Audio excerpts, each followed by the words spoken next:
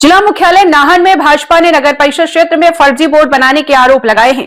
आरोप है कि आगामी नगर निकाय चुनाव को देखते हुए यहां फर्जी बोर्ड बनाए गए हैं, जिसको लेकर चुनाव आयोग को भी शिकायत की जा चुकी है। मीडिया से बातचीत करते हुए भाजपा पार्षद विक्रम वर्मा ने कहा कि नगर परिषद क्षेत्र में अभी कई ऐसे लोगों के वोट बनाए जा रहे हैं जो पहले से किसी अन्य क्षेत्र में मतदाता हैं और ऐसे में यहां नियमों को दरकिनार कर नए वोट बनाए जा रहे हैं। उन्होंने कहा है कि इस बारे में पहले स्थानीय स्तर पर उन्होंने संबंधित विभाग के अधिकारियों को शिकायत की है और फर्जी मतदाताओं की जानकारी भी प्रशासन को मुहैया करवाई, मगर यहां कोई कार्रवाई नहीं हुई, जिसके बाद उन्होंने चुनाव आयोग को भी शिकायत सौंपी है, मगर अभी तक कोई जवाब नहीं मिल पाया है। भाजपा पार्षद ने आरोप लगाया है कि आगामी नगर निकाय चुनाव में हार को देखते हुए कांग्रेस सरकार के दबाव में इस तरीके की गतिविधियों को अंजाम दिया जा रहा है। लगातार यहां ऐसा मामला सामने आया है जो फर्जी वोट को लेकर है। भाजपा पार्षद ने कहा है कि उन्होंने करीब 123 ऐसे मतदाताओं की सूची जिला प्रशासन को सौंपी है जिनके नियमों को दरकिनार रखकर वोट बनाए गए हैं और उन्होंने इस बात पर हैरानी जताई है कि यहाँ कुछ ऐसे लोगों के भी नगर परिषद में वोट बनाए गए हैं जो बाहरी राज्यों से ताल्लुक रखते हैं और ऐसे में पूरा मामला गंभीर है और जांच का विषय है। उन्होंने यह भी कहा है कि यदि इस तरीके मामले में जल्द कार्रवाई नहीं होती है तो उच्च न्यायालय का दरवाजा खटखटाया जाएगा। हिमाचल प्रदेश में इस सिद्धांत की, लोकतंत्र के मुख्य सिद्धांत की बर्बरता से दबाकर कुचलकर धज्जियां उड़ाई जा रही है।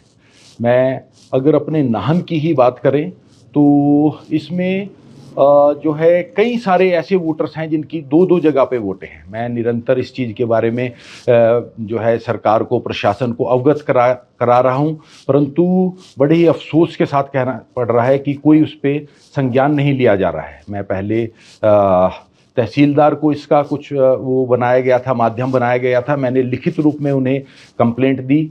उसके बाद मैं एसडीएम को लिखित रूप में कंप्लेंट दे रहा हूं। अगर आप उनके जवाब सुनेंगे तो बड़े ही हास्यप्रद हैं। वो इस तरह के मुझे शाब्दिक और तकनीकी जो है हथकंडों में फंसाया जा रहा है। वो कह रहे हैं कि आपने आपत्ति ना लिखकर सुझाव लिखा है। देखिए, बहुत ही मतलब ऐसी बचकाने जवाब तो शायद छोटे बच्चे भी कहीं पे नहीं दे हैं। मैं तो इसमें यही समझ पा रहा हूँ कि सरकार पूरी तरह से आश्वस्त है, वो पूरी तरह से भांप चुकी है जनता कमन के। अब वो दोबारा इसमें नहीं आने वाले हैं, प्रदेश में कभी नहीं आने वाले हैं। तो इसी चीज़ को ढांपने के लिए, छुपाने के लिए जो अभी शायद जैसा कि और भी सुनने में आ रहा है कि समय मिल रहा है इनको, शायद वो जो समय मिलेगा इस समय में ये बहुत सी, इसे चाहे आप धांधली कहिए, चाहे धोखाधड़ी कहिए, चाहे इस तरीके से जबरन जो है वोटों की जो है यहाँ पे सम्मिलित की जा रही है। देखिए, एक व्यक्ति के जिनको मैंने इनको चिन्हित करके दिए हैं कि 123 लोगों की सूची मैंने जो है चिन्हित करके दी कि ये आशंकित लोग हैं, इन पे जो है अगर इन पे थोड़ा सा ध्यान दिया जाएगा तो इनके संभावनाएं हैं, मगर उस पर कोई संज्ञान नहीं लिया गया। उस तत्पश्चात मैंने खुद उस पर एक्सरसाइज करके जो है मैंने कुछ लगभग 30-35 लोग जो दो दो एपिक कार्ड जिनके हैं, पंचायतों में भी जो पंजीकृत हैं और नाहन में भी पंजीकृत हैं, तो वो मैंने खुद छांट के जो है मैंने इनको दिए हैं। और उसके बाद मैंने इलेक्शन कमीशन को भी ये जो है पूरी तरह से इससे अवगत कराया है, परंतु वहाँ से भी आज करीबन 10 दिन से ऊपर हो गए हैं, कोई उनका इसमें संज्ञान इसमें अभी तक नहीं आया है। वो कि वो यहाँ पे भी वोट कास्ट होगी और वहाँ पे भी वोट कास्ट होगी इसमें। और मैं आपको और एक गंभीर विषय की तरफ आपको बताना चाहूँगा।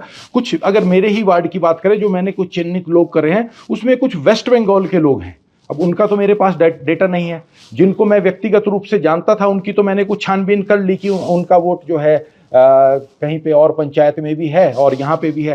जबकि मैं प्रशासन को निरंतर कह रहा हूँ कि आपके पास जिन फॉर्म नंबर 4 में जिसके थ्रू इनको पंजीकृत किया गया है उसमें उनका फ़ोन नंबर दिया गया है। क्या प्रशासन उनसे बात करके उनसे इस चीज़ की पुष्टि नहीं कर सकता था कि जो है आप दूसरी जगह पे भी पंजीकृत हैं? या वहाँ कर रहे, जैसे जो हमारे जितने भी एजुकेशन इंस्टीट्यूट है वहाँ से 100 मीटर के दायरे के बाहर हम टोबैको फ्री जोन बना रहे हैं। वहाँ हम लिख रहे हैं टोबैको फ्री जोन, ताकि लोगों को पता लग सके कि यहाँ से अंदर ना तंबाकू बेच सकता है कोई और ना यहाँ पर तंबाकू का कोई सेवन कर सकता है।